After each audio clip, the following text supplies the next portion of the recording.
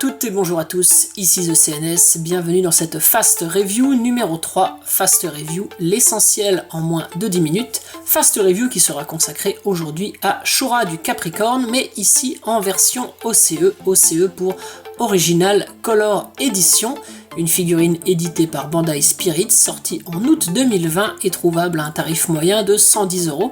Une figurine que je me suis procurée chez mon partenaire Funky Shop, boutique en ligne sur laquelle vous pouvez toujours retrouver cette figurine. Les liens sont dans la description.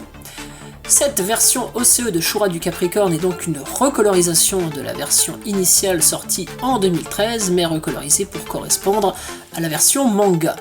À l'intérieur, nous retrouverons donc les blisters traditionnels, le premier contenant le personnage, mais ici dans sa tunique blanche propre au manga.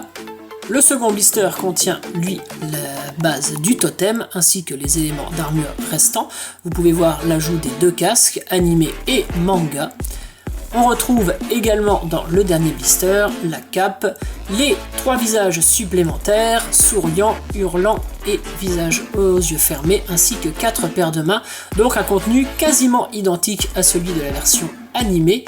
Je dis quasiment puisque, vous allez voir, Bandai a pour la première fois fait quelque chose qu'ils ne font jamais avec les versions OCE habituellement, qui ne sont toujours que de simples recolos. Ici, on voit que Bandai a pris le soin de créer les épaules manga, avec cette pointe très particulière et un motif légèrement différent par rapport aux épaules animées. Épaules animées que vous retrouvez tout de même dans le blister, ainsi que le casque, bien qu'évidemment ces pièces ne vous servent à rien dans la déclinaison manga, mais les pièces existantes, eh bien, elles vous sont à nouveau fournies dans les blisters, comme vous pouvez le voir sur ces images. Ici, en plus gros détail, donc les différentes paires de mains et les visages de très belle qualité. Voici maintenant donc le personnage.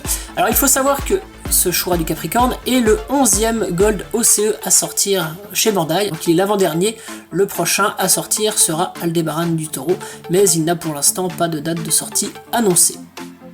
J'en profite également pour attirer votre attention sur le fait que cette figurine a déjà été chroniquée longuement dans une version pirate lors d'un épisode des figurines de The CNS disponible sur la chaîne et sur lequel je vous mets le lien en description et en fiche en haut à droite. On passe maintenant au test de la rigidité du corps. Alors, beaucoup de gens, si vous avez vu d'autres reviews de cette figurine, ont fait état d'une rigidité du corps très mauvaise, chose assez étonnante pour une figurine officielle. Dans mon cas, je peux m'estimer heureux puisque ma figurine a une rigidité notamment assez correcte, plutôt correcte en termes de tout ce qui est le haut du corps. Les jambes ont quand même le syndrome du grand écart assez facile. On sent que le poids de l'armure va faire que la figurine va avoir les jambes qui s'écartent très facilement, mais je n'ai pas cette souplesse au genou que d'autres confrères ou collectionneurs ont pu rencontrer.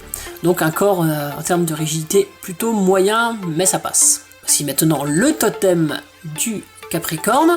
Alors un totem très beau, évidemment, un totem que vous pouvez faire donc avec la déclinaison manga en mettant les épaules spécifiques ainsi que la tête spécifique qui permet de tenir le diadème. Néanmoins, ce totem reste un mixte entre l'anime et le manga, puisque sa structure générale reprend celle des croquis d'Araki pour la série, puisque comme vous le voyez dans le manga, en fait, les épaules devraient se mettre sur les côtés du torse et non au-dessus comme on le fait pour l'anime, ce qui est du coup à nouveau le cas ici. On passe maintenant à l'armure montée sur le personnage pour un rendu absolument sublime. Alors aucune difficulté de montage, tout s'emboîte très bien. Si vous avez déjà monté une version EX de l'armure d'or du Capricorne, vous ne serez pas dépaysé, c'est exactement la même chose. Les nouvelles épaulettes en métal se mettent de la même manière que les anciennes et très facilement, et comme vous voyez, le rendu est évidemment superbe. On a un magnifique chevalier d'or du Capricorne en version OCE. S'il est un défaut à remarquer, eh bien, il se situera au niveau des mains du personnage qui, surtout au niveau du gantelet, eh bien, ont finalement une teinte de couleur qui n'est pas vraiment raccord avec celui de l'armure en général. De la même manière, le bout des doigts eh bien, a une teinte de blanc qui n'est pas tout à fait celle du corps. Alors c'est très léger, ça peut être accentué par des lumières artificielles, mais néanmoins ce problème existe. Ici une nouvelle pose sans le casque, inspirée par l'un des artworks pour la série originale disponible en DVD japonais, fait par Araki et Michi Uemeno. Vous avez un visuel de Shura qui cache son visage avec Excalibur comme ça. C'est ce que j'ai eu envie de tester.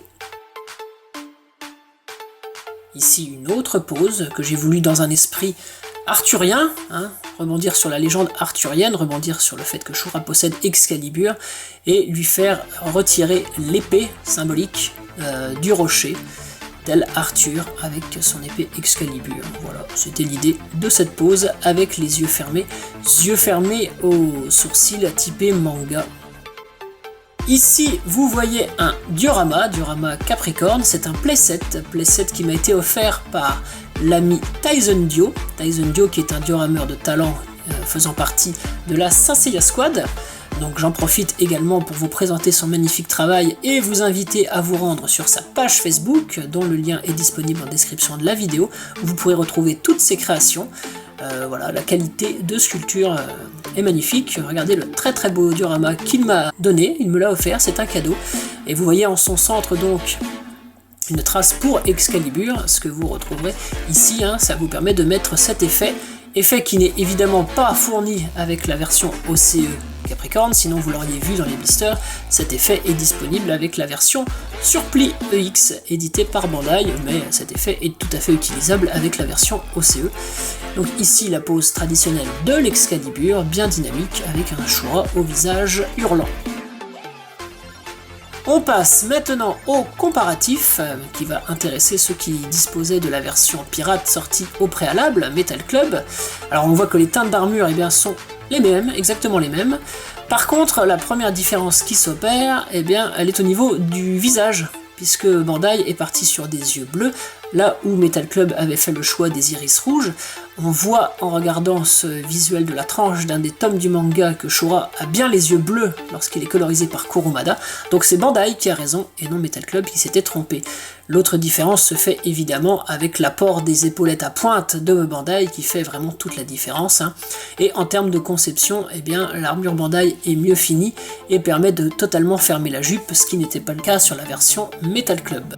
On aborde maintenant la partie finale de cette fast review avec ce Shura du Capricorn OCE posé en binôme avec la version OCE de Shiryu du Dragon en armure V3, histoire de recréer ce binôme culte, ce binôme cher à mon cœur.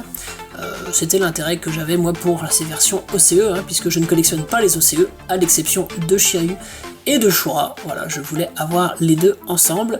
Le rendu est évidemment majestueux. Bref, une version officielle de Shura en armure OCE qui est une excellente surprise, au sens où pour la toute première fois Bandai a fait l'effort de créer de nouvelles pièces spécifiques à la version manga par rapport à ce qu'ils avaient fait pour la version animée. On a de très beaux visages, on a enfin cette figurine sortie. Par contre, au niveau des points faibles, celle-ci dispose quand même d'une rigidité perfectible, le grand écart est trop facile, et pour certains exemplaires, vous aurez d'autres défauts en termes de rigidité. Le rangé des mains qui n'est pas vraiment raccord avec la teinte générale de l'armure, et nous avons une figurine qui n'est quand même pour l'essentiel qu'une simple recoloration de la version animée, malgré la création supplémentaire de ses épaules. Et en ce sens, le tarif demeure tout de même élevé comparativement à la version initiale et au fait qu'ils avaient déjà quand même la plupart des moules. Cette fast review est maintenant terminée, j'espère qu'elle vous a plu, j'espère qu'elle vous a été utile pour décider de l'achat de cette figurine ou non. N'hésitez pas à m'en faire part dans les commentaires, n'hésitez pas à partager et à liker cette vidéo, et ainsi qu'à vous abonner. Je vous dis quant à moi à bientôt pour une prochaine vidéo. D'ici à ce qu'on se retrouve, collectionnez bien, soyez prudents, salut à vous!